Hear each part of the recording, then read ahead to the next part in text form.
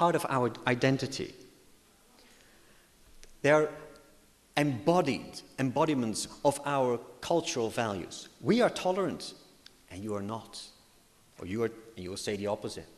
That's the way it's being used.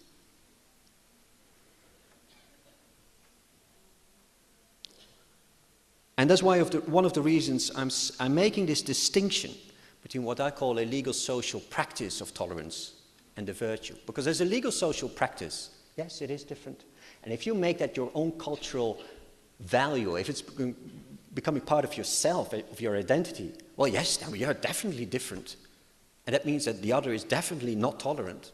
We're not getting anywhere. So we have to get away with that, from that.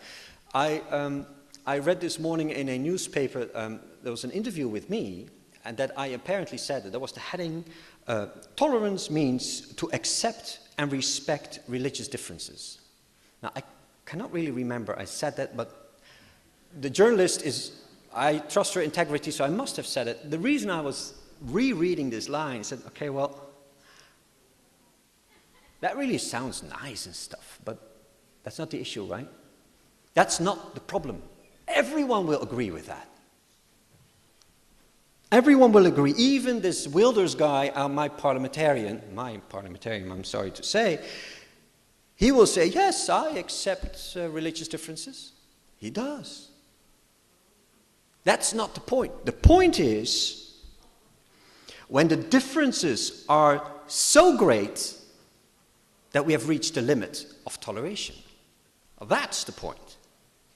Of course we're going to tolerate differences, but to what extent?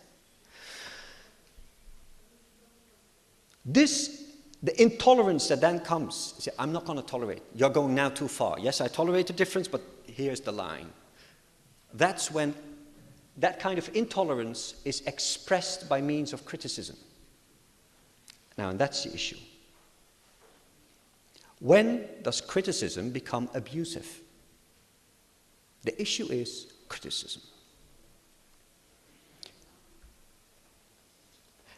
And this shows in the paradox we have in the West.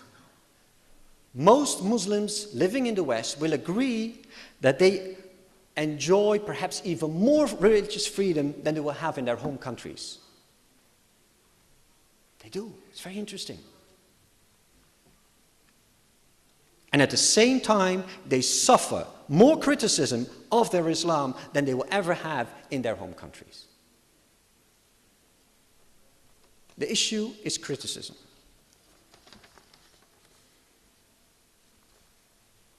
So we have to reframe the definition. That's what I want to do.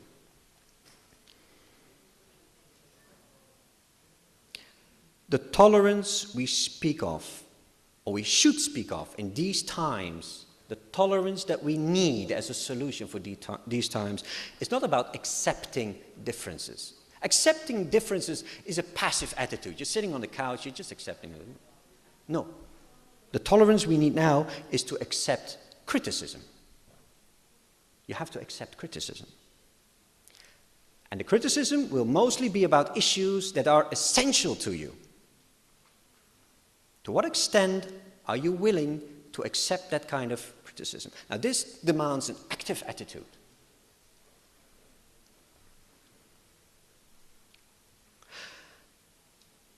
Let me tell you first, my position is criticism is needed. We are living in times we are so interconnected. Our worlds are so interconnected. We are brushing against each other all the time. There are all kinds of differences that are coming up, all kinds of irritations that have come. You need the criticism. You need to, I'm talking like a therapist, we need to talk about that. We need to talk about it. However, this criticism can only be effective if, one, the critic is not abusive in his criticism. Very important. But perhaps that's not to be controlled. More important, I find, is that the party that is being criticized should try to enable himself to let it go over and to focus on the reasons of that criticism. Now here I'm turning to you students. You know what you should do? Instead of getting really angry about those Danish cartoons, study them. Look them literally in the face and study them. And there's two questions. Why am I so insulted? That's a whole PhD, right? Why am I so insulted by these things? And why, next question, why, if I'm to take this Danish cartoonist at face value, and he said, I'm not here to, this is satire, this is a laughing matter. I am not here to insult you. If we take him at his word, how does that work? These are things you should study. You should turn it upside down. Because then you understand what the Danes are coming from and where you're coming from. So before reacting in anger, you should ask yourself, why is this happening? And who is this directed at? Very third important question. Those cartoons were not directed against or at Muslims, not at all. They were for home consumption. The stuff that Mr. Wilders says about Muslims is not directed against you here in Oman or in... You may take offense, but he's not talking to you. He doesn't care about you at all. He is talking national politics.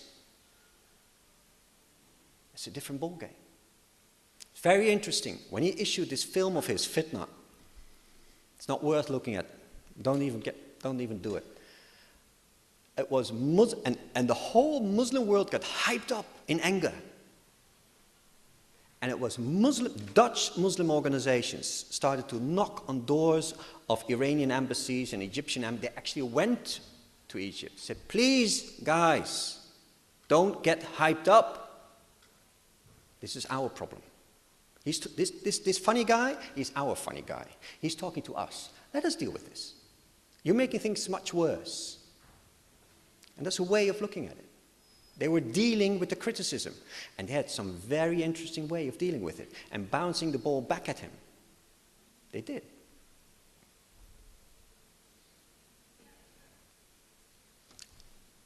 Yes, I'm going to finish. Ladies and gentlemen, what my suggestion is, tolerance as accepting differences is not going to work. In these globalized times, it is about accepting criticism and dealing with it. We can learn from that. Thank you very much. Thank you. Thank you very much, Professor, for that really rather interesting philosophical take on this question of tolerance, pragmatism versus virtue. And I really congratulate you for bringing this topic to this forum here. And I now would like to invite contributions, questions from the floor, please. Where should we start? The lady just raised her hand over there, the young girl.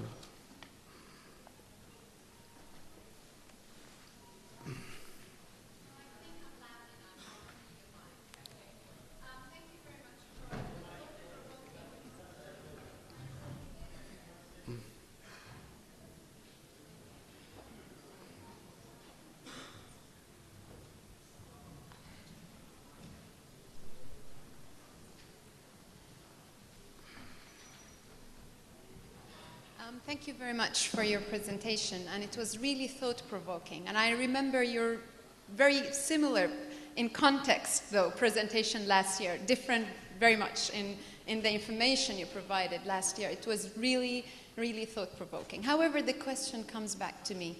What's the definition of criticism to you? Because you clearly define tolerance, but I'm a bit puzzled about criticism, and I find it to separate it totally from virtue, there's quite danger in leading to a totally material world when there is no drop of spiritual, virtue gives it a spiritual aspect. But I'm not talking about fundamentalism. So how can we define that? And what are your suggestions to unite this definition worldwide and make this tolerance more acceptable instead of, like, accepting criticism is a great way. It's very much developing to religion and to individuals. However, if we work on ways in giving a universal definition to tolerance, I feel that's more harmonious. So, and by the way, I'm from College of Arts, Sultan Qaboos University. Thank you for your question. We don't want to get lost in definitions, right? But I think I take criticism as wide as you can get it. Anything that anyone says that is somehow disagreeing with what you do or what you say. Any kind of disagreement that's being expressed is a form of criticism. And it has to do with what you say, who you are, how you behave, and what you do. I don't like that. I don't like it that you wear a headscarf. I don't like it when you walk that way. I don't like your opinion on socialism. I don't, whatever. That means I'm hitting you. It is personal, because something is wrong, what you do or who you are or how you express yourself. That's criticism to me. So it's in the widest meaning of the word. And I think if you really want to get any further, you have to bring in the philosophers. That's where I stop. Right. أعتقد أنتم سألتوا قبل أظن ولا في ناس اللي ما سألوا لسه أول مرة. تفضل الأخ.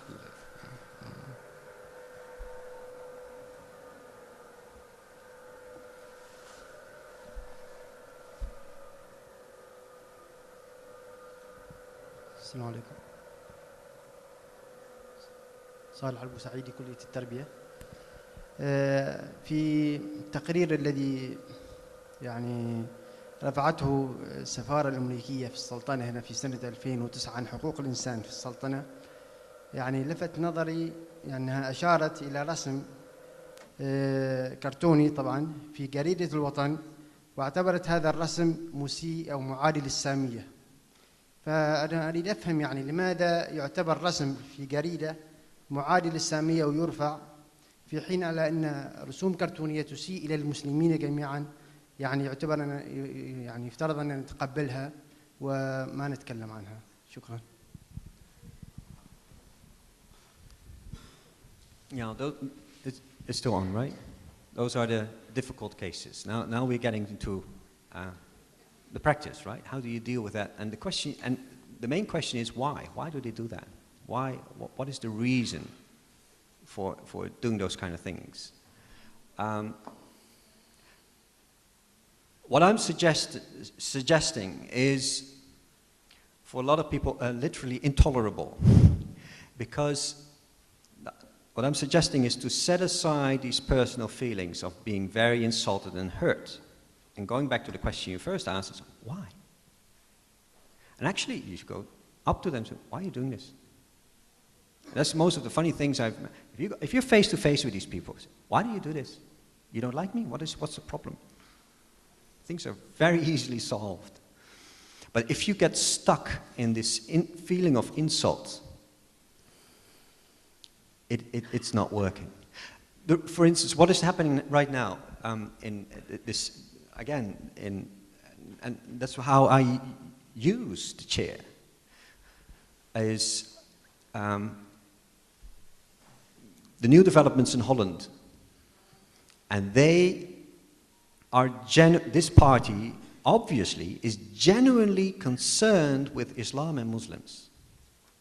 And for me, it's a great effort to step aside from being extremely annoyed with that and try to understand why. What makes them tick? What is their fear? At the same time, I write very angry articles in newspapers. Are you out of your mind? So I'm doing a little bit the same as they're doing, but at least we are communicating. The criticism is mutual, and we're still talking, there's still something happening. آخر صف هناك فوق الأخ بالنظارة. أيوه.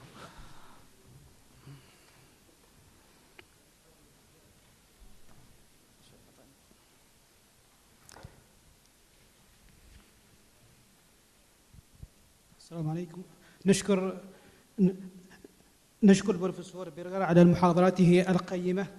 سؤالي: إلى أي مدى يمكن للإنسان أن يكون متسامحاً في الاعتداءات والإساءات الشخصية، ولكن ألا يرى البروفيسور أن الإنسان قد لا يستطيع أن يتحكم في أعصابه عندما يتعلق الإساءات على الرموز الدينية وما إلى ذلك؟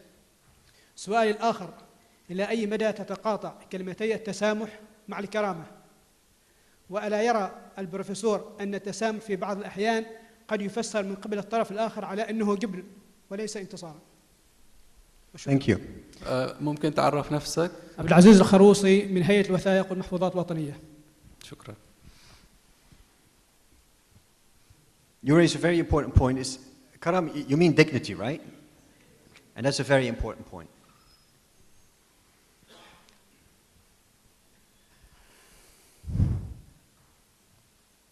At face value, I would say, and to be honest, I've been writing and rewriting this thing many times because I started with the dignity. But the dignity is not getting me any further because the dignity pits me in a defense line. You're hurting my dignity. Why are you walking over my dignity, etc., etc. It's not getting me any further. I cannot stop those people. They're still doing it. They're still throwing all this rubbish all over the place. Thanks to internet, the mudslinging is global within 2 seconds. It's my decision, actually, to watch it. I very often decide not to do that, to save myself and to save my own dignity. But it means that we all stuck in our own holes. It's not getting... If tolerance is supposed to be a solution for what we're all dealing with nowadays, then the dignity is something we all on a personal level should hold on to, but we cannot put it in the battle lines. It's not helping us. الضفة هذه ما سألت من تفضلي. Thank you for first stating that the power to tolerate is in the majority. I am from the West and I'm Western. As a Muslim in the West, people always say to you, oh, we tolerate you to wear a headscarf. You tolerate us. You don't really have a power to tolerate when they say that you can't have a job or you can't wear your scarf or anything to go work. My question would be, intolerance, of course we respond educated, we listen to the point of view and we understand it, but there is a point where you can't, of course, tolerate it anymore. And if you're not getting angry while you're arguing, you still agree it's good to fight against that if you do it in an educated and civil manner? Oh no. Go out, girl, fight. No, please. Yes, of course. Of course, okay. Of course. And I mean, make clear that they are walking right over your dignity and your person as a woman or a Westerner or whatever you want to identify, or as a Muslim, the way you want to, that has to be made clear. Okay. What I'm suggesting is, and that's mostly because I'm speaking in a university now, we fail to actually make the effort to understand what is going on. And can we, as a Muslim, can you really look at those Danish cartoons for a long time? And actually I can. And can you study them? So, why is it offensive to me? And why did this guy draw them? What was his meaning? What was his intention? I think you can get so much more out of that. I mean, actually, you can. I'm convinced that you can translate that kind of study into policy recommendations for your own government. You know what's bothering those Danes? This and this and this and this. And maybe we should approach them such and such and such way. But at the point where, say, because you wear a scarf, you cannot enter a government building to make such recommendations, that your letters are not read, what do you do then? At the point where your voice cannot be heard, you can't criticize in a civil and educated manner, what is tolerance then? Is that the end of it? No, but now you're talking about a physical restriction. Mm-hmm. We have internet. Mm-hmm. There are other ways of moving about. One of the things I really liked was actually one of my students. I was very proud of that. When and it was one of my students, I had a training course in writing op-ed articles. And it was lousy, because they were all whining about how bad it was, and they were discriminated. And guys, we know that. Stop whining. Get to action. Get your butt off and write something strong. What are you going to do? Now, one of these guys, when the film Fitna was about to be released, he started a website, and it was called Give Wilders a Hug. And I was, what? He said, oh yes, the poor guy, he's so afraid of us. Give him a hug, poor guy. And it took the tension out of it. He brought in satire. And he really, and it was for a Dutch context, that was really right head on. That was the way to deal with it, to have a kind of a funny way of dealing with it. You find your ways, and only the civilized discourse, it's not always working. Thank you. تفضلوا من سوري الأخت اللي جالسة هناك أول مرة تسأل أعتقد.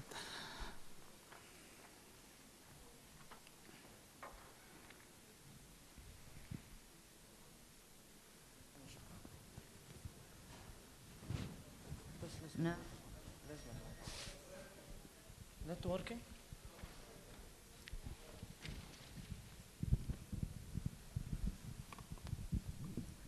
Thank you all. Thank you, Professor. I'm Mohib Al-Jammusi, Modern College. Arab Muslim, I am.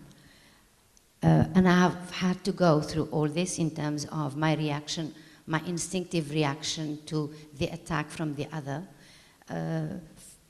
Maybe I would like to say that first it's double standards that we feel all the time.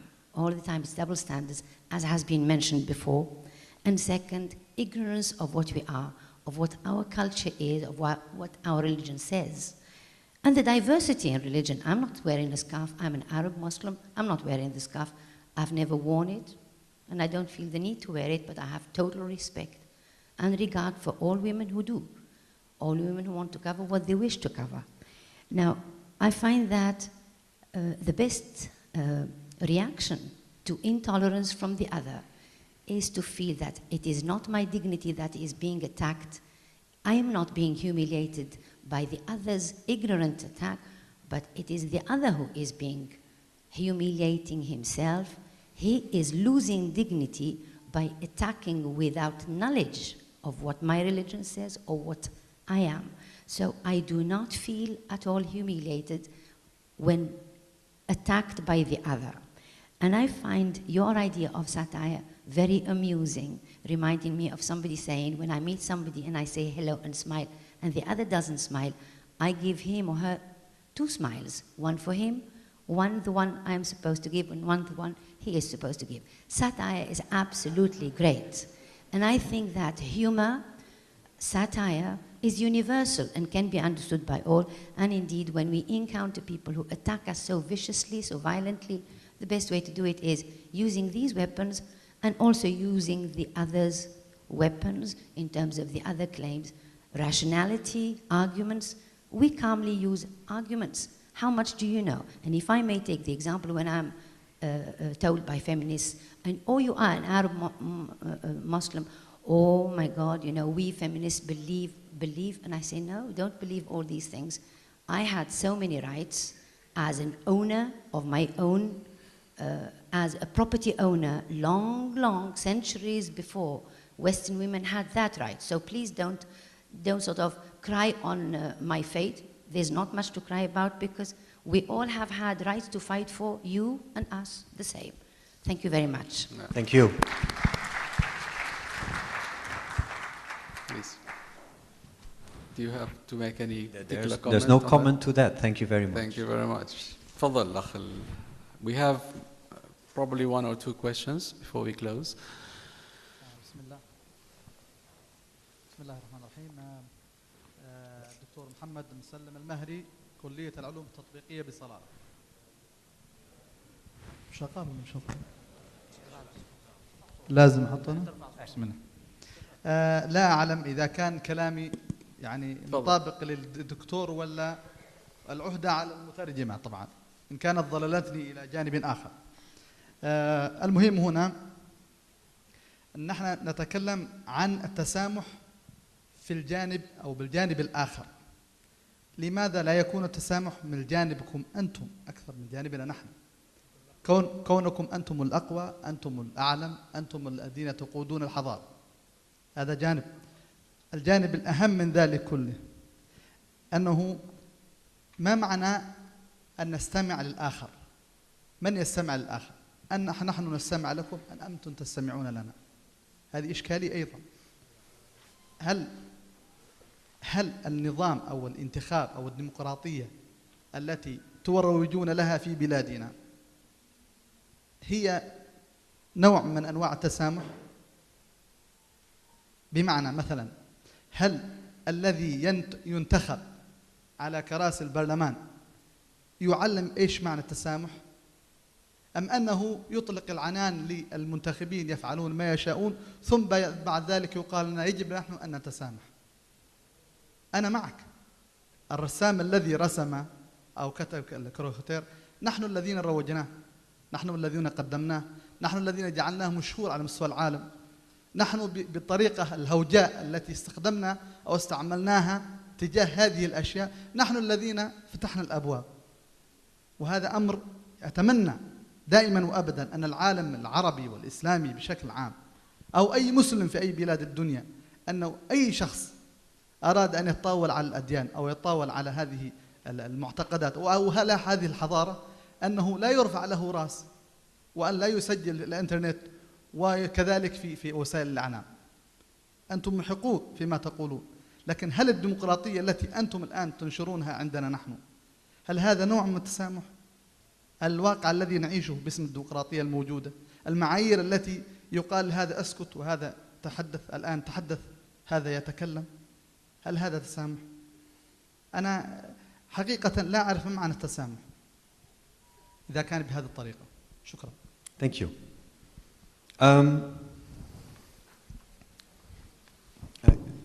Are you a philosopher by any chance? We found it's a very, very delicate question you ask. How to answer this?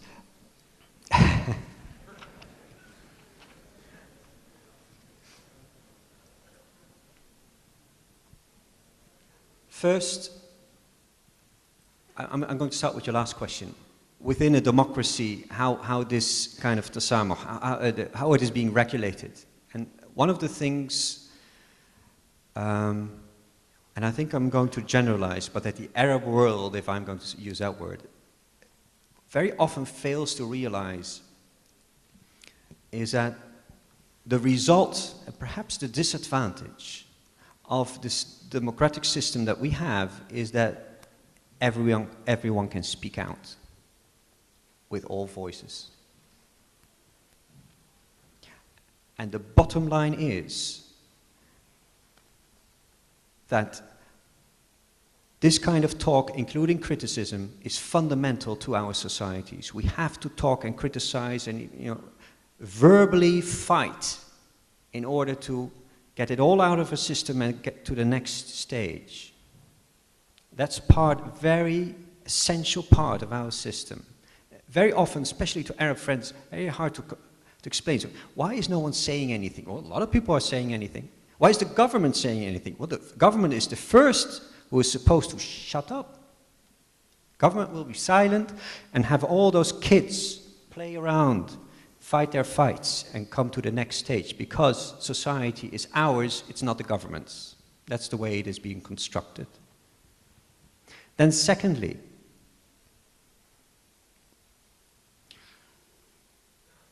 one of the things I find interesting nowadays, and I'm not saying that you do, but what I find interesting is that I sometimes have the impression that people allow themselves or want themselves to be insulted.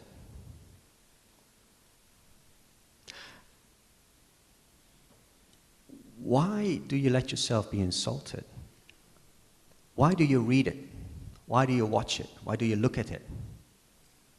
The interesting thing about the Danish cartoons, this was in a Danish newspaper. You would have never heard of it if not some Egyptian imam living in Damascus put it on the internet and sent it all over the world. And all you guys opened it. Why do you open it? There's a delete button as well. Delete it. We should use the delete button much more often. No, I'm exaggerating. But there is this tendency, and it's on both sides. The leniency of, oh, they're insulting me again. I have colleagues who say, okay, the letter I just wrote in the newspaper, I get SMSs. You know what they say about you now on the internet? I don't want to know. I don't care. I made my point, that's it. And then the whole, because it's happening, the mud flows open. It's all over the place. They call me names you do not want to believe. Okay. I just don't want to know. The bliss of ignorance. Well, thank you so much for that really exciting philosophical argument. I'm sure everybody will agree with me here that the one thing that has certainly prevailed in your lecture and in this room today is tolerance indeed, and we have tolerated a very interesting set of ideas here today. So thank you very much for that. Well, that brings us to the closing of this session for today. Thank you so much for your engagement and constructiveness and helping the chair in organizing this session in the most practical way. Have a good lunch and all the best for the next 2 days. Thank you.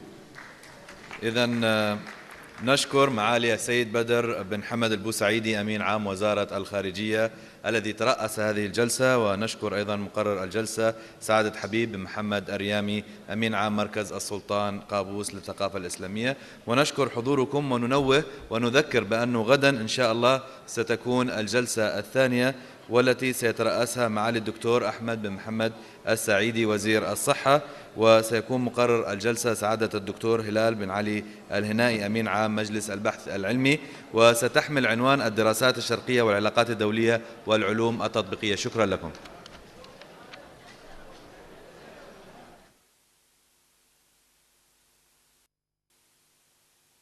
أصحاب السعادة الحضور الكرام، أسعد الله صباحكم بكل خير. نرحب بكم في اليوم الثاني من ندوة كراسي جلالة السلطان قابوس بن سعيد المعظم العلمية وإسهاماتها في تنمية المعرفة الإنسانية. جلسة اليوم تتضمن 4 أوراق. الورقة الأولى تحمل عنوان من الدراسات الشرقية السابقة إلى الدراسات المعاصرة، الحالة الاسترالية، يلقيها الأستاذ عبد الله سعيد أستاذ كرسي سلطان عمان للدراسات العربية والإسلامية من جامعة ملبورن باستراليا. يسرنا الآن أن ندعو معالي الدكتور أحمد بن محمد السعيدي وزير الصحة لترأس الجلسة الثانية، وسعادة الدكتور هلال بن علي الهنائي أمين عام مجلس البحث العلمي مقرر الجلسة. وقتا مفيدا نرجوه لكم. بسم الله الرحمن الرحيم. معالي الدكتورة راوية البوسعيدية وزيرة التعليم العالي الموقرة، أصحاب السعادة، أيها الضيوف الأعزاء، السلام عليكم ورحمة الله وبركاته. يسعدني أن نرحب بكم في فعاليات اليوم الثاني لندوة كراسي جلالة السلطان قابوس بن سعيد المعظم العلمية. كما تعلمون فإن الندوة على مدار أيامها الثلاث تتناول 3 محاور رئيسية، هي الدراسات الشرقية والعلاقات الدولية والعلوم التطبيقية والموارد البشرية. وتأتي الندوة مشاركة من وزارة التعليم العالي وجامعة السلطان قابوس في احتفالات السلطنة بعيدها الوطني ال40 المجيد.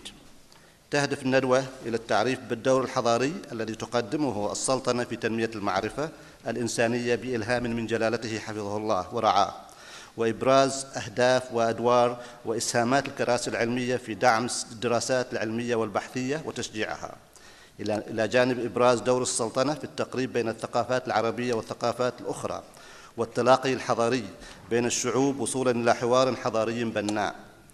أيضاً تهدف الندوة إلى تعريف الباحث العماني والمؤسسات البحثية والعلمية العمانية المختلفة بأساتذة وأنشطة الكراسي، مما يمكن يقود إلى القيام بمشروعات مشتركة تسهم في تحقيق الرؤية السامية لإنشاء تلك الكراسي، خاصة في الوقت الذي تقتضي فيه التوجيهات السامية ازدياد الاهتمام بالبحث العلمي في البلاد. يشارك في هذه الندوة عدد من الأساتذة المشرفين على الكراسي العلمية التي تحمل اسم جلالته حفظه الله في مختلف المؤسسات العلمية.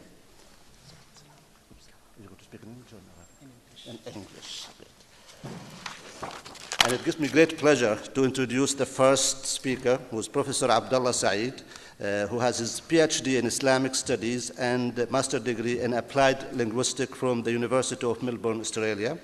He also studied in Saudi Arabia, where he obtained a bachelor's degree in Arabic and Islamic Studies from the Islamic University in Medina in 1986.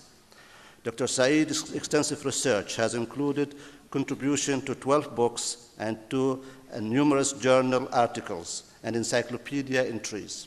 His work has been translated into Indonesian and Portuguese. Professor Abdullah Saeed is the author of 9 major books on Islam, including the Quran, An Introduction, Islamic Thoughts, Islam and Political Legitimacy, and Interpreting the Quran.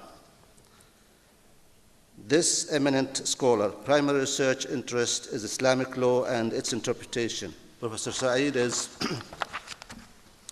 a strong advocate of reform of Islamic thoughts. Despite his significant academic commitments, Professor Saeed's efforts have not been confined to teaching and research. His work extends to community engagement as well as to practical internal matters such as creating a Muslim prayer space on the campuses that he was in charge of. Future activities of the chair will include strengthening relations between the University of Melbourne and Sultan Qaboos University. So welcome, Dr. Saeed.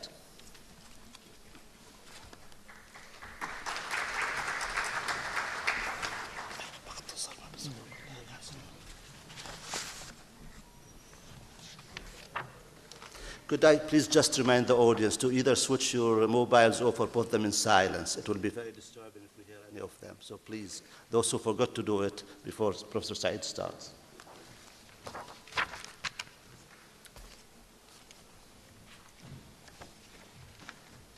Assalamu alaikum wa rahmatullahi wa barakatuh.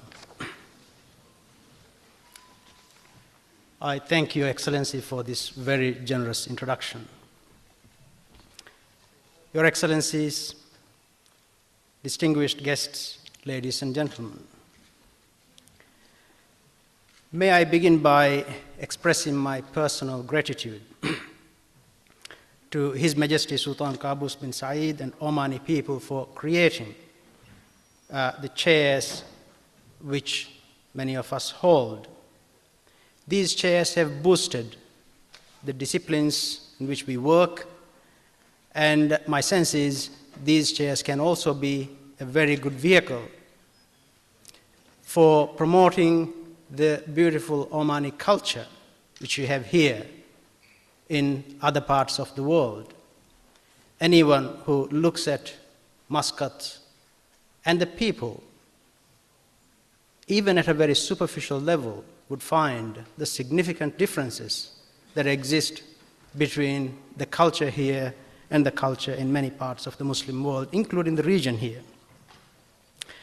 I would like also to thank the Omani government and relevant ministers, in particular, Her Excellency, the Minister of Higher Education and other relevant ministers, and Sultan Qaboos University for hosting this event. This event has been a very useful one for all the chairs to interact with one another and also to interact with Omani colleagues. And hopefully this event will lead to a lot more collaboration between the chairs and Omani academics and scholars. As Professor Robinson said yesterday, we actually travel a lot and been to lots of conferences, and I must say this is probably the conference to be remembered. The generous hospitality of the Omani government is just unbelievable. Thank you for that. From that very brief intro, let me move to my topic. I'll keep an eye on times, 45 minutes, is it? Thank you.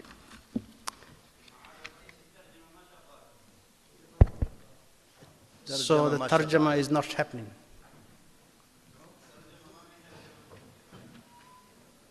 فاتح الجهاز كلكم ما عندكم ترجمة ولا يمكن الجهاز ما شغال شو ما شغال Professor Said, if you give us a couple of seconds. I'll wait. To check on the translation.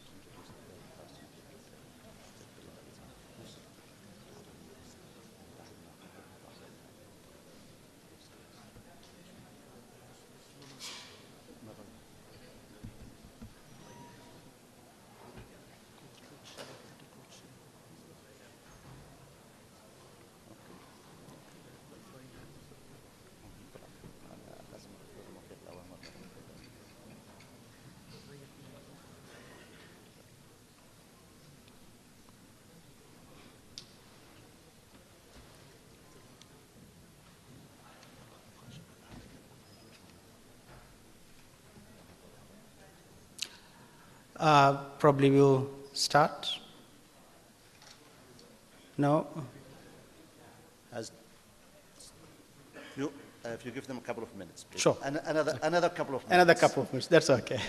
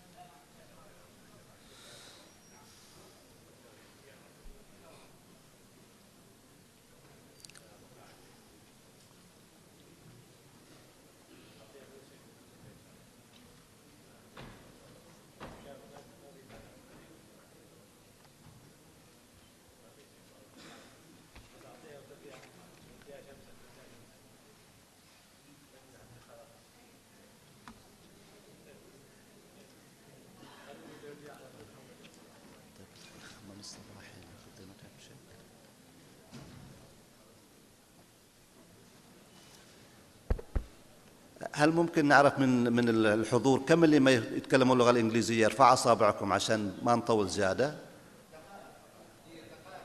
بتنحل يعني؟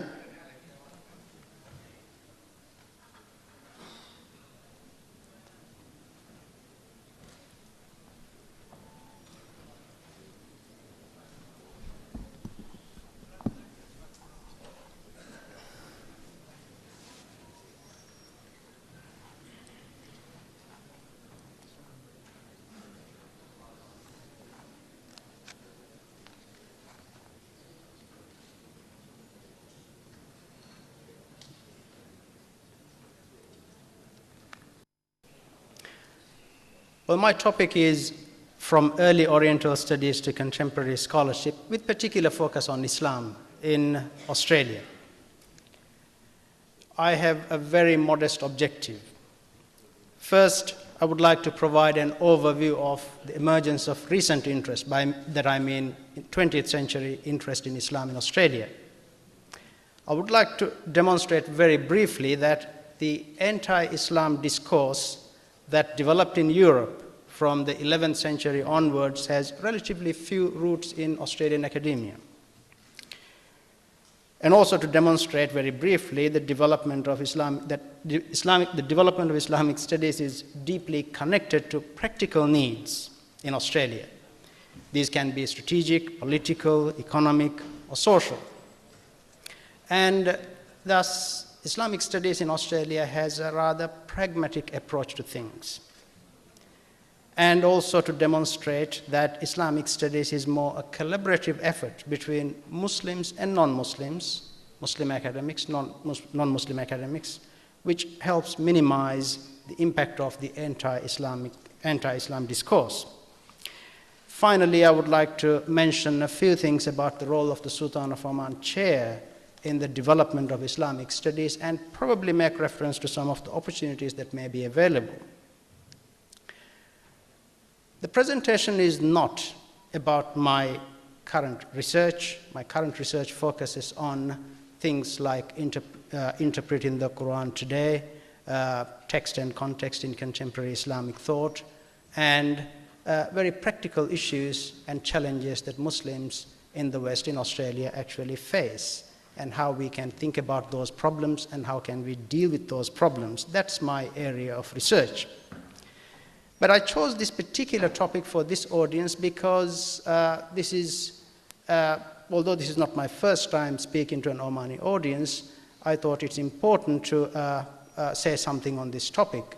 The reason for that is, generally speaking, when we talk about Islamic studies in a Western setting, say in Australia, particularly when we're talking to a Muslim audience, the question often asked is, why Islamic studies in the West? Why do we need to go to a Western country to do Islamic studies? Why can't simply we go to Azhar or another Islamic university in the region? What does the West has to offer as far as Islamic studies is concerned? These are legitimate questions. Of course, behind all those questions, there is the fear of the anti-Islam discourse on Orientalism, or istishraq as we use it in Arabic. At the back of our minds, that's what... Thank you. Is it working? Great, thanks. For those who missed the very first part, I was basically saying the reason why I chose this particular topic, and I mentioned the very modest objective I have for this paper, that is basically to say something about the development of Islamic studies in Australia, particularly in the second half of the 20th century. And I also said something about why I chose this particular topic, because I'm speaking to a largely Muslim audience in Oman. I thought it would be useful to say something about Islamic studies in the West, raising some of the concerns and questions that we may have in our minds about Islamic studies in a Western setting. That's a summary of what I said. The question about Islamic studies in the West is an interesting one. Many students actually from the Muslim world do go to Western countries to do their higher degrees in Islamic studies. I studied in Saudi Arabia, then I went to University of Melbourne to do my master's and PhD. And when I compare the education, the kind of training that we get from an Islamic university and a Western university, we get different types of skills, different types of training. There are certain advantages in completing an undergraduate degree in an Islamic university and then moving to a Western university to do a PhD. You're grounded in Islamic scholarship, in Arabic and Islamic scholarship, but there are certain things that are missing in many of our Islamic universities as far as some of the skills and tools are concerned. And these are very often provided by the Western setting. So in a sense, it's a combination of what the West has to offer with what traditional Islamic scholarship has to offer, I think, which actually works, which I found personally very helpful in my own academic career. The other interest I have is, because I'm speaking to an Omani audience, I would also like to say something about the chair, what the chair does. Because for a general Omani population, well, what do these chairs mean? They are based in mostly Western universities, in various disciplines. They are occupied by not Omanis, but people from other countries. So what do these chairs actually do? What sort of relationship these chairs have to Oman? So I thought I'll say something along those lines. The overall context in which Islamic studies developed in Australia is, I'll mention very, very briefly. For those who are not familiar with the presence of Islam in Australia, Islam had some contact with Australia even before European settlement 200 years ago. Muslims from what we call today Indonesia used to come to northern part of Australia, interacted with Australian Aboriginal communities, and in the process also influenced their language and culture to a certain extent. But we're not talking about a very heavy influence. After the European settlement in the 19th century, we had several thousand Muslims from the region we call Afghanistan, Pakistan, India, going to Australia as part of the camel transport industry. People were brought from that region to Australia to play a very important role in the economic development of Australia, which is being recognized now in our discussion about history of Australia. In the 20th century, as many of you would know, we had what is called White Australia policy, which restricted immigration of non-whites to Australia, particularly in the early part of the 20th century. But those restrictions were removed towards the 1960s, and by the early 1970s, that policy was completely abolished and gone. And with that, we saw the emergence of what we might call multiculturalism, respecting all cultures, religions, and others, and that was the government policy, and that is still the government policy under different labels. There are different emphases under different governments. The present government, there's a lot of emphasis on social inclusion, bringing all people together around what we call the notion of Australian identity. In terms of numbers, we are not talking about very large numbers. We are talking about less than 2% of Australia's population being Muslim, roughly 400,000 of them. They are very diverse ethnically, culturally, linguistically. On the whole, we are still talking about a predominantly first-generation community, meaning only 36% of Muslims are actually born in Australia. The rest are first-generation migrants like me.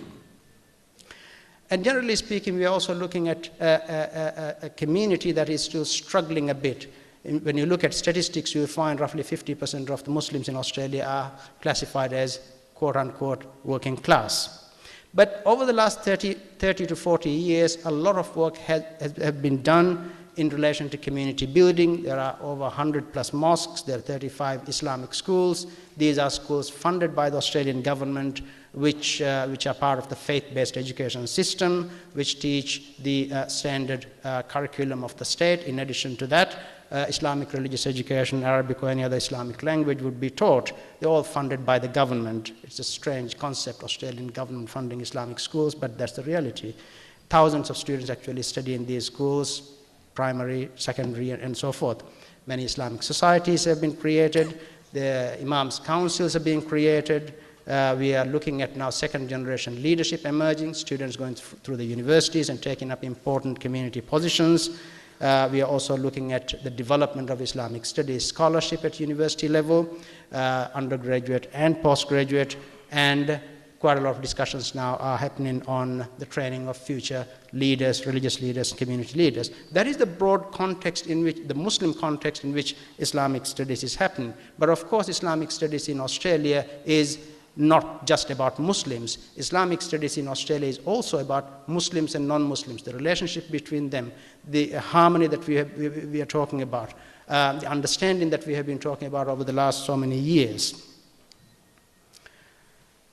Now, let me just move to the important issue of the anti-Islam discourse and associated notions of Orientalism and the like, the fears we have as Muslims living in Muslim majority contexts about studying Islam in a Western country. Let me just give you a fairly brief overview of the development of the anti-Islam discourse in Europe, etc. I don't have the time to go into a lot of details. This will be necessarily an overview. Let me try this. Now, when we look at the development of anti-Islam discourse in the 11th century, particularly in Europe, we also need to understand that there was a lot of interaction between Christians and Muslims in many regions. In present-day Lebanon, Jordan, Syria, Egypt, North Africa, well, there was quite a lot of Christian communities. There are still Christian communities. In the 7th century, when Muslims moved out of Arabia and interacted with these communities through conquest, and other means, that interaction continued. Christian societies lived, and they still live. And that interaction was quite useful for understanding between Muslims and Christians in the region. The reason I'm actually mentioning this is that when we look at the development of anti-Islam discourse in Europe, we are not looking at Muslim communities, Christian communities that had a lot of interaction with Muslims. We are looking at Christian communities that had little interaction with Muslims, particularly outside Southern Europe, in Northern Europe, Central and Northern Europe, etc. So basically, for Christians living among Muslims, whether it's in the East or in Southern Europe, say in Spain, the familiarity with Muslims led to a less hostile approach. People living together harmoniously, generally speaking, by and large, on a day-to-day basis without any major concerns, Christians knowing about Muslim customs and cultures and habits, and Muslims knowing about them. So the friendships developed, business relationships and the like went on. For the average Christian, perhaps this Christian-Muslim issue was not a major concern, given the degree of religious freedom Christians were able to function, as Christians under Muslim rule. And of course, familiarity and frequent interaction. For the church leaders in these regions, there was another concern, that they were worried about assimilation of Christians and Arabization and countering that pressure and defense of Christian identity, much like what we see in some Muslim societies today. For the Christians who are outside these regions, that is Europeans outside the Southern Europe, with little interaction with Muslims, for the average Christian, well, from the 7th century right up to the 10th century, Muslims remained an undifferentiated mass of people. They were distant. There was no direct impact on their day-to-day lives. There was no major issue as far as immediate, practical, day-to-day concerns were concerned. Church leaders had other concerns. Anti-Islam discourse in Europe actually developed in that part of the world. Now, if you look at the evolution of this anti-Islam discourse from the 7th to the 10th centuries, we'll see that the early interest of Christians about Muslims was not about religious identity of Muslims. They were not thinking about Muslims as Muslims. A lot of ethnic labels were used. Persians, Turks, and Arabs were often used to refer to Muslims. These people were not interested about beliefs and theological issues that Muslims were concerned about. 4 centuries passed without much interest in Muslims or Islam as a religious group. I must underline religious group. Muslims were seen as another ethnic group, maybe Turks, maybe Persians, maybe something else. If you look, when you come to the 11th century, there are 2 things that actually happened in the 11th century that actually changed things quite significantly in Europe. One was the reformist church leaders' agenda against heresy, one of the things, and also for the expansion of the church's political role. A number of popes in the 11th century were concerned about that. They were interested in expanding church political role, bringing various rulers under the church's control. And a lot of religious activity on the part of the church actually led to increased religious mobilization, leading to rising of religious fervor. Now, these 2 things needed one thing important, that is, to channel all of these in one direction. An external enemy was useful, particularly if that enemy was distant and unknown, particularly well in Europe. And this external enemy, it was useful to unite the various rulers in Europe behind the church's larger project, and to church strengthening of its identity and power against heretics and other competitors, the other competitors being Muslim in a political sense. And this all led to the beginning of crusades as we know it. The beginning of anti-Islam discourse in Europe has its origins in 11th century. Now, if you look at some of the writings of popes in the 11th century, particularly people like Pope Gregory VII, who actually considered that Muslims also worshipped the same God as Christians, but differently. In a letter written by Pope Gregory VII to one of the rulers in North Africa, he mentioned that very clearly. You worship the same God as us, but you worship differently. That idea of accommodation and tolerance actually was changing quite significantly to something else. Now, towards the later part of the 11th century, it becomes Muslims worshipping a very different God, not the God of Christians, equivalent to Muslims who are equivalent to pagans. The Prophet becomes an impostor. Muslims as evil, unclean, sexually decadent, intolerant, militant, and the like, many of these images that we still have to this day. The position actually was justified over time, over roughly 100 years, roughly over the 12th century, by relying on a number of things. Relying on two things. One was the Islam expert that actually needed to provide advice and suggestions to Christians about Muslim ways of doing things, Muslim theological beliefs, Muslim practices, and the like. These Islam experts were often Christians, some converts to Christianity, who actually provided that useful information to church leaders and others who are interested in this project.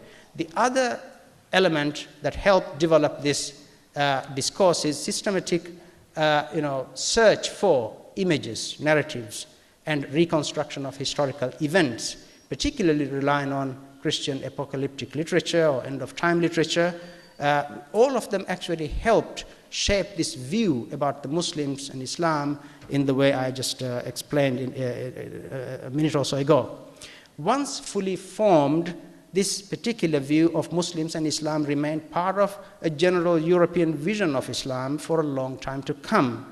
It was used to deny the role and place of Islam in civilization, for instance. The whole area of contribution of Islamic civilization to the world civilization was, in a sense, marginalized, suppressed, as part of this systematic effort at actually marginalizing Islam and Muslims.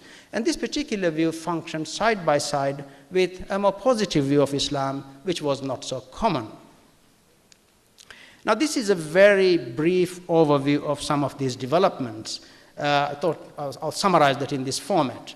From the 7th to the 11th century, which I would call the period of blissful ignorance, there was no particular sort of concern or issues about Muslims as such, as a religious group. Of course, the issues of war and Muslim attacks on parts of Europe was there, but it was not seen as a major theological or religious issue as such for the average Christian. 11th to the 12th century is the period in which the anti-Islam discourse, as I talked about, formed.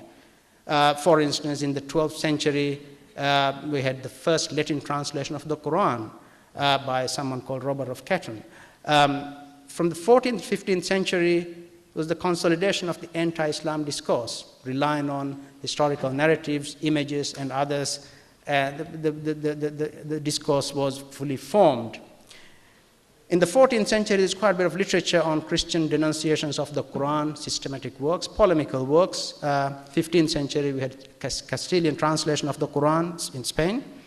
16th to 17th century is a turning point again. Here you're seeing a bit of a shift from extremely polemical works to a bit of emphasis on looking at Arabic sources to understand what Muslims actually thought and studied, and Muslim theological beliefs, Muslim understanding of revelation, scripture, etc. Where do you find them? If you go to Arabic sources. Before that, that attempt was not there. So we are seeing the emergence of a trend that actually tries to deal with Islam in a better way, so to speak. For instance, in 16th century, the complete Arabic Quran was printed in Italy, 1538, which provided the raw material, I guess, for this particular time. 18th to the 19th century should be considered the early Orientalist period. 18th century, for instance, we have the first English translation directly from Arabic, which was used until the 20th century, which is still available. 19th century, another scholar put forward a Western numbering system for Quranic verses that was used in Western academia for quite a long time. In the 20th century, we have a range of what we might call Orientalists, from German Orientalists to British and the like, Bell, Wansborough, Watt, Patricia Crone, Cook, Ripon, McAuliffe, and many others. And not all of them actually think and behave and write exactly in the same way.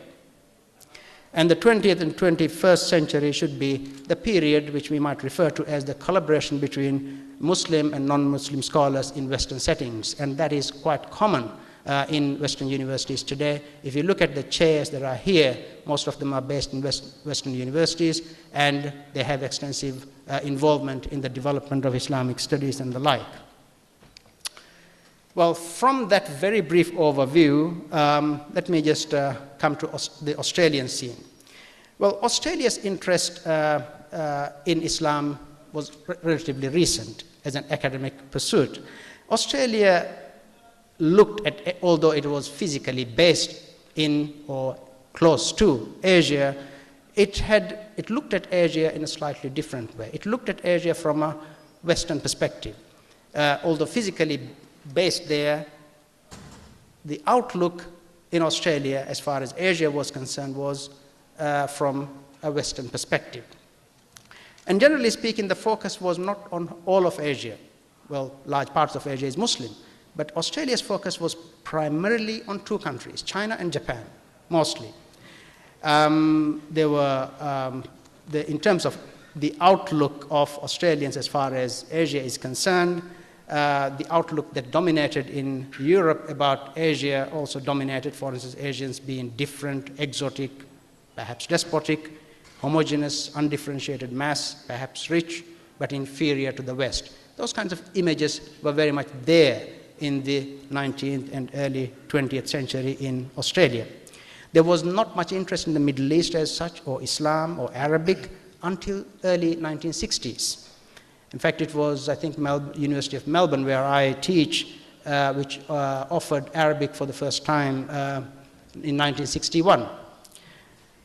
There was no historical baggage as far as Islam is concerned, and no established tradition regarding Islam, which actually helped, I guess, the development of Islamic studies in a slightly different way in Australia. There aren't many restrictions, many traditions to follow, so to speak.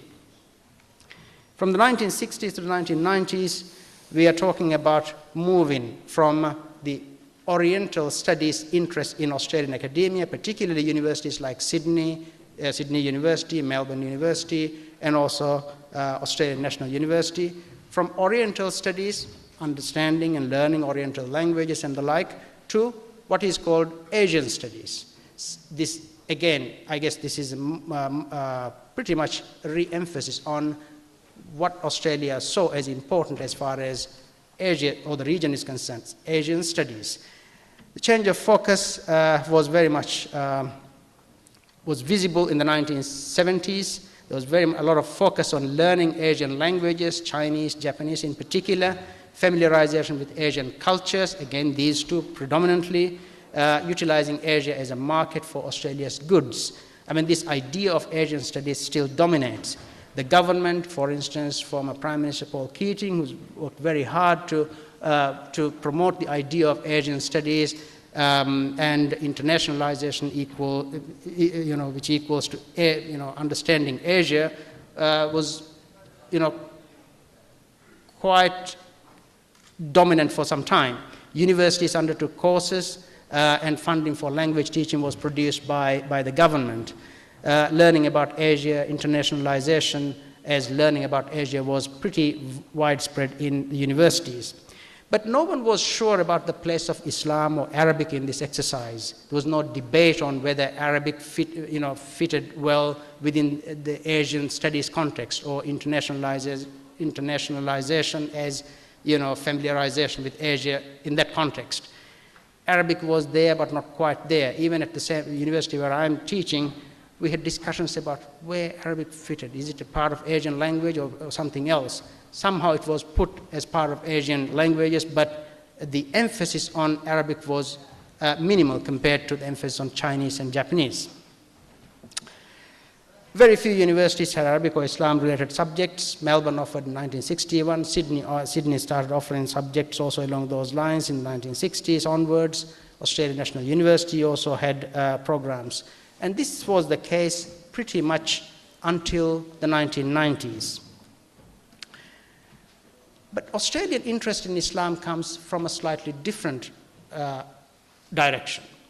Australia was always interested in Asia, China, Japan in particular, but because of the geographical proximity of Indonesia, particularly to Australia, there was also a very strong interest in Australian academia and also by the government in relation to Southeast Asia. In fact, Australian scholars would be considered perhaps at the top in the world in terms of research and scholarship on Southeast Asia.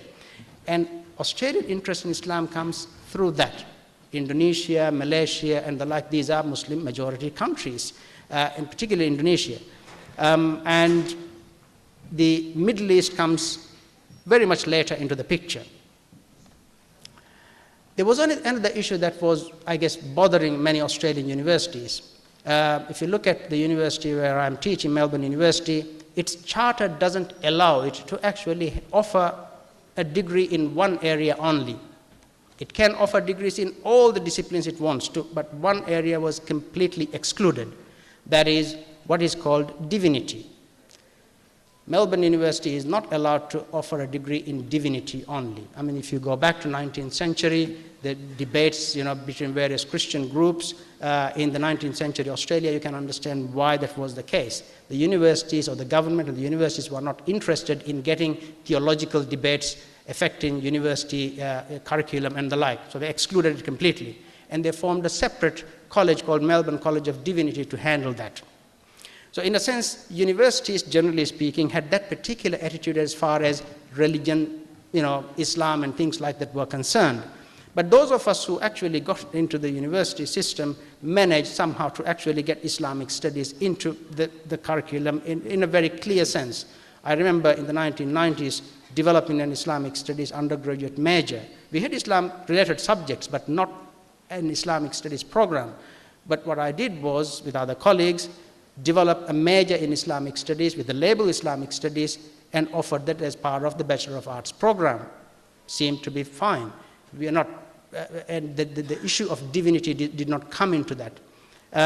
What we cannot do is to offer, let's say, a traditional Islamic studies program within the university setting or a traditional Christian theological sort of studies within the umbrella of the university. But let me move on. Because of this lack of baggage in Australia, Australia did not occupy a Muslim country, it doesn't have a colonial experience, it didn't have the kind of relationship, for instance, Britain had with the Middle East.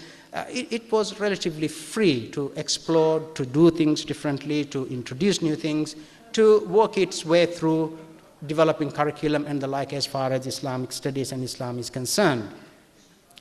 It was also when you look at Islamic studies development in Australia, you also find that a lot of Islamic studies work in Australia was done by Muslims, developed by Muslims in collaboration with non-Muslim academics. So there's a lot of, complementarity as far as Muslim and non-Muslim academics are concerned in relation to Islamic studies. Even when you look at the scene today, whether it's Melbourne University or Monash University, Sydney University, Australian National University, you see quite a lot of Muslim academics working side by side with their non-Muslim counterparts in developing Islamic studies. Again, the point I'm trying to emphasize is that idea of this hostility to Islam is little, there's little evidence of its presence in much of Australian academia. When you come to the 1990s, fast forward from 1960s to 1990s, interest in Islam began to increase in Australia in a significant way. And this was driven by a number of factors, number of events. The first Gulf War, we all remember that, and also the whole issue of refugee issues and politics, and some politicians actually manipulating that particular issue. Terrorism of the 1990s in the name of Islam. There was a need in Australia for commentators, for Islam experts, for to help policymakers understand what was going on.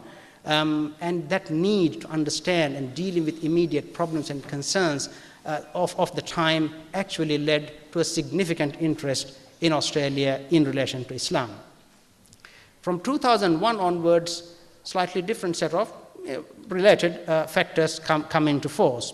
This was largely driven by political and security concerns, the response to 9/11, for instance, Bali, London, and immediately after London bombing, the former government of John Howard actually brought together Muslim community leaders and began a series of meetings over a year funded by the government to look at what is going on, what is happening, what the Muslim community can do, what are the issues, the youth, women, employment, education, and the like. And we also know that in the UK at the same time, similar process was happening.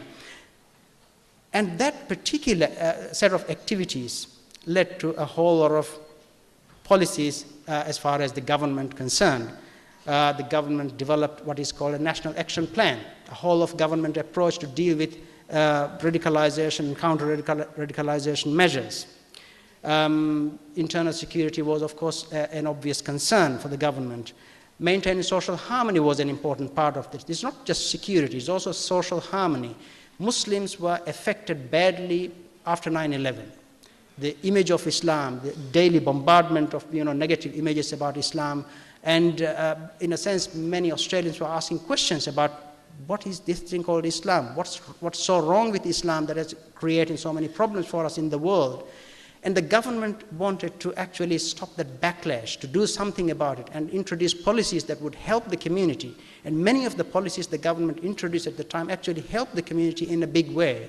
I'm not talking about, one party, is basically bipartisan support was there for these kinds of policies. Social harmony is absolutely essential for Australia, bringing so many people from all over the world and creating a harmonious environment for Muslims and others is absolutely essential.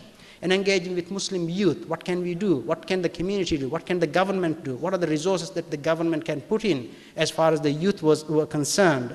And even funding major research projects. I remember the Human Rights Commission of Australia given several $1 million to look at the whole issue of impact of 9/11, Bali, London on Muslim communities, the negative impact. And the government was interested in getting a sense of what was going on and what can be done. And that project is still continuing, and several $1 million just on human rights. Training of imams was another debate that was happening at the time in Australia. The feeling was that many Australian students, Muslims, who are interested in Islamic studies, go to some countries, come back with ideas that may not be comfortable, particularly palatable to Australian community. And also some of the overseas imams who are coming to Australia, who are not familiar with local culture and setting, create problems for the local community, particularly second-generation Muslims. So there was a lot of discussion about training of imams and what can Australia do. Another important thing as far as cultural awareness is concerned is various Australian agencies, security agencies, including police, Australian Federal Police and other state police organizations, introduced a series of programs in cultural awareness. And again, this required a lot of people to actually contribute to that, Islamic cultural awareness, familiarizing people who are dealing with Muslim communities locally or through immigration and the like, having a sense of what Islam is all about, what Muslims are. That was a major part of this. And developing, of course, Australian expertise in relation to Islam and funding of a range of projects. I'll talk about that in a minute.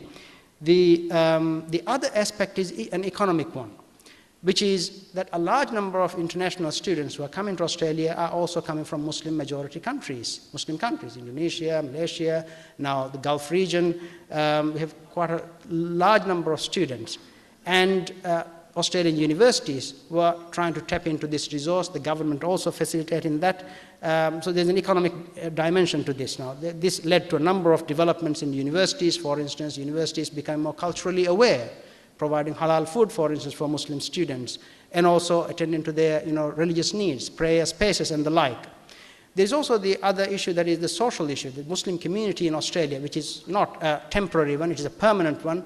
We talk about less than 2% of Australia's population, but still it is an important part for social harmony. The government and the community were very interested in this. So basically what we are talking about is practical needs, whether it is political, security, economic, social, actually lead into a strong interest in Islam, lead into what we might call the emergence of an Islam industry. Meeting the demand very briefly, I'm conscious of time, so I will rush. From 2001 onwards, the universities actually met this demand through developing Islam-related subjects, courses, programs. When you look at Australian universities now, you will find pretty much every single Australian university has something on Islam. This is unthinkable, say 20 years back. This huge demand leading to meeting the demand on the university's part. Some university courses are more developed than others. Some offer just few subjects, others offer full majors and postgraduate degrees and the like. And also development of a whole range of Islamic centers right throughout the Australian academia. The major universities in Australia have Islamic studies centers now. On the economic front, universities, I talked about early on, universities marketing their Islam credentials to attract more Muslim students, setting up prayer rooms, halal food, and the like. Now, the role of the government is obviously very important in this, in strengthening Islamic studies. I'll just give some examples. I'll just go through them quickly. Funding for Islam-related projects in the 1990s and for the last 10 years also has been extremely important. On human rights abuses as far as Muslims are concerned, community harmony-related projects, youth projects in relation to women and employment, education as part of the National Action Plan, which was developed in 2006, which is still sort of working. Providing funds to develop further Islamic studies in Australia through the National Centre of Excellence for Islamic Studies, which is based at the University of Melbourne. We work closely with two other universities, Griffith University in Queensland and University of Western Sydney. It's a consortium, it's a partnership, but it is based at Melbourne University. I'm the director of the centre. And again, part of our brief is to develop Islamic studies at postgraduate level, at undergraduate level, to expand research, to work for community harmony, and more or less the kinds of things that Sultan of Oman Chair expects me to do. So in a sense, it's a nice combination of the Sultan of Oman Chair's function and the National Centre's function. It is funded by the government, $8 million for 3-4 years. The funding will come to an end next year, but our job is basically to make sure that the center actually continues. Islamic cultural awareness for government agencies, which I talked about early on, supporting iftar dinners. After 9/11, so many iftar dinners by Australian Federal Police and communities, the government, the Governor-General, Governor, parliamentarians, and the like. You have, pretty much all of your Ramadan is occupied by iftar dinners if you are in the iftar circuit. Muslim community liaison groups between, major agencies such as police, again, building collaborative relations with the community, supporting and organizing interfaith forums in Australia and the region. Australian government has been very active in promoting interfaith activities at government level as well as at the community level. Supporting and strengthening of traditional Islamic studies institutions in the region. This is again a bit surprising for Australian government to be involved in, but it is definitely actually having a significant impact on traditional Islamic boarding schools in Indonesia, for instance, and Philippines. Millions and millions of dollars are actually poured in to actually strengthen these institutions, to upgrade their curriculum and the like. So Australia is actually playing a very big role actually behind the scenes, not talking about them openly, but it's actually doing a lot of that. And I must actually say that we have with us the Honorable Laurie Ferguson here with us, who has been a good friend of Muslim community and Islam, and he actually traveled all the way from Melbourne to be with us in this seminar, and he's a parliament chair and is a member of the government, and the fact that he had to sort of travel 14 hours to Muscat is evidence of the interest that people like the Honorable Laurie Ferguson have in these kinds of things I'm talking about. As far as the community and the industry is concerned, we saw over the last few years mushrooming of Islamic centers at the community level, funded by private groups, Islamic study groups, setting up community-based small institutions to offer general Islamic studies courses. There's a demand for that, particularly for second-generation Muslims, and programs to train imams by various groups are being set up. They are all community-based. Again, part of this broad interest in Islamic studies, where the industry can make its mark, it is also supporting that. For instance, obvious areas are Islamic banking and finance, halal food. We're talking about hundreds of millions of dollars. Australia is one of the biggest exporters of halal food, halal meat and the like, to the Gulf region and Indonesia and the like. So there's a lot of interest, not just at an abstract level, but at a practical level on economic, social, cultural, and other fronts. The need is there. All this lead into huge demand for the Islam experts who can deliver the academic programs, speak on Islam issues and Islam-related issues, and deal with policy-related questions.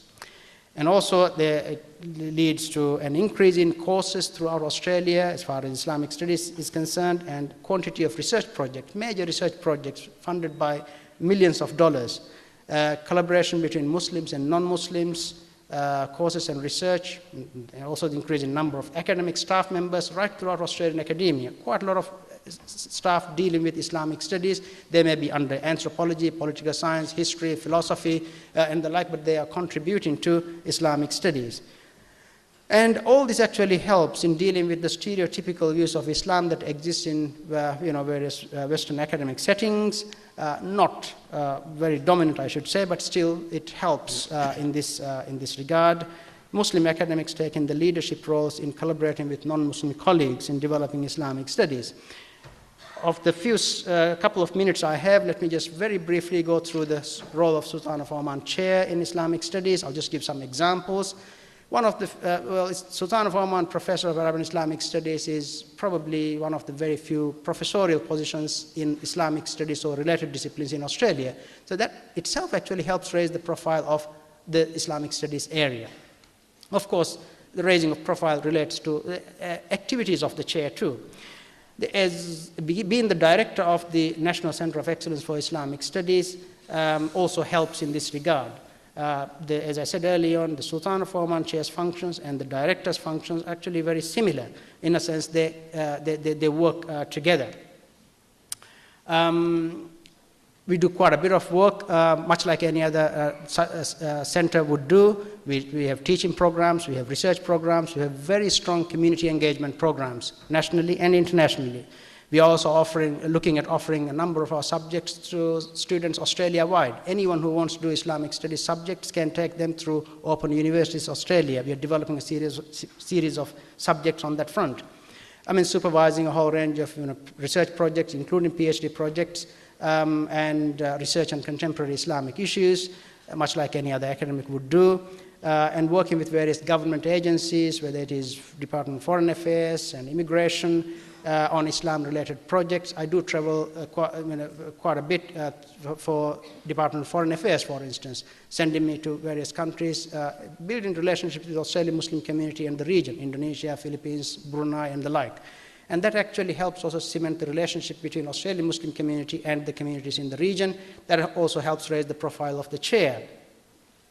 And taking part in public debates on Islam and engaging in delivering cultural awareness courses and the like, and participate in interfaith dialogue, and working on, right now we are working on setting up a major program of Islamic studies for second-generation Muslims, which is a very ambitious project, and we had done quite a bit of work. We have done quite a bit of work over the last few months, and another few months will actually help us shape this particular program, which will be probably one of the major initiatives that we'll be undertaking as far as Islamic higher education is concerned, as far as for Muslims.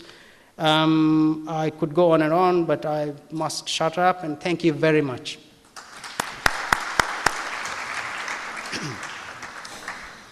Thank you very much, Professor Abdullah, for that comprehensive and very informative lecture.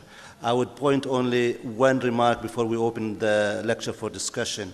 It seems to me that the Australian government and the Australian people, may I say, did it the right way. Instead of encouraging and inflaming the Islamophobia, they opened channels of dialogue with the Islamic communities in their country. Islamic communities, which are Australian Islamic communities, and it seems to be, it was very fruitful for both communities, the Australian and the Muslims, following the news, following the events. Very hardly or very rarely you hear news about disturbances in Australia related to what's called Islam terrorism, or what is perceived, unfortunately. So we congratulate them and yourself for the achievements, and this is an example, I hope, which will be followed by many countries where they have Islamic communities which unfortunately are pre-labeled as you've mentioned in your lecture. So thank you very much, and if you allow me, please, we'll only allow discussion for 10 minutes because of the time constraints, and Professor Saeed will be available for discussion during the coffee break.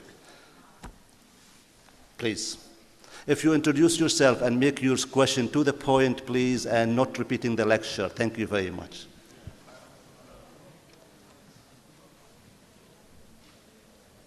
I'm Aftab Kamal Pasha from Jawaharlal Nehru University, New Delhi. Thank you, sir, for your excellent presentation. But at the same time, I was looking for the challenges which Muslims face in Australia. For example, particularly the disgraceful event of an Indian doctor from Bangalore in Karnataka, and where the Australian police had to apologize for wrongly accusing him of terrorism. And also the Lebanese community and other Arabs had to face many challenges in the multicultural society. I wish you could highlight some of the challenges. All these efforts which you have highlighted are good, but it is a challenge because of the economic problems, because of the economic challenges, unemployment, so on. The racist element also is growing, like in Holland, Denmark, and other things. The Australian police also has been taking a very biased view in many of these cases involving Muslims, Islam. I think it needs to be balanced. I mean, in a presentation, academic presentation like this, glorifying one aspect and putting under the carpet is not fair on an objective scholar like you. Thank you. Thank you very much. We all should be balanced in our views on things, but there's a limit how far we could go in a lecture like this. Obviously, there are problems in any community. We're not saying that Australia is the wonderful paradise where nothing goes wrong. Definitely, there are things that are going wrong. We do know that in Europe, for instance, there is this anti-Islam hysteria that is going from one country to another. We have also cases like that in Australia.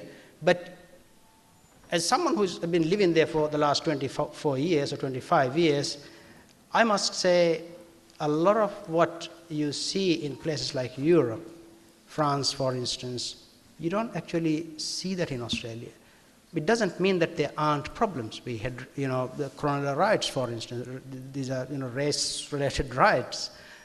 We had the Indian doctor's case, which went on for weeks and weeks in the Indian media. We had the issue of Indian students, some of them race-related killings and the like. We do have problems, definitely. But how should we actually balance that with what is going on as far as the academic? Because my focus was very much on what was happening on the academic front. My paper was not about the general situation, Muslim community and the problems and the like. I could have focused on the problems of Muslim youth in Australia. We do have a problem there. We do have a second generation issue. We do have a problem of integration as far as some young Muslims are concerned. We do have all of that. But I wasn't actually focusing on that. My focus was pretty much on the academic side of the things and things that were actually facilitating that as far as government policy was concerned.